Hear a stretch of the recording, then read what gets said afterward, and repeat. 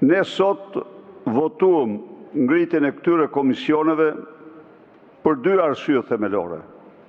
Spari janë një seri e pafundme e rekomandimeve të OSBE-ODIHR-it, të cilat ne i kemi pranuar dhe besojmë se janë të rëndësishme. OSBE-ODIHR ka bërë një punë të jashtëzakonshme dhe në raportin e fundit damkosin në mënyrë përfundimtare si një farsë e shëmtuar zgjedhore zgjedhjet e 11 majit.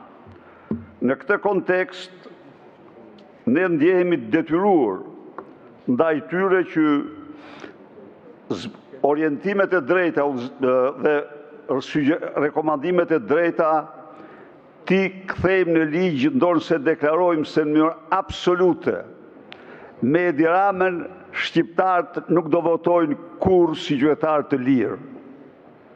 Kjo është e vërteta. Së dyti, reforma territoriale ishte një antireform në të cilën u vendosten standardet e pabarazisë maksimale. Mjafton të rikujtoj këtu se qarku i Gjirokastës me 120.000 banor ka 7 njësi, qarku i Tiranës me mbi 1 milion banor ka 4 njësi. Sigurisht që ne do bëjmë gjithçka që këto padrejtësi maksimale të largohen, të anullohen. Dhe kjo mendimin e Kongresit të autoriteteve lokale dhe rajonale të Këshillit të Europës.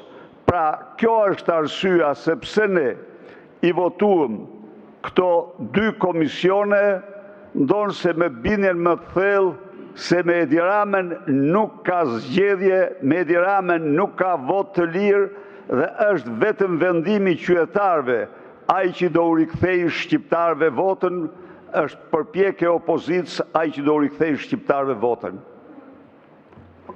Faleminderit zoti Berisha. Një sqarim para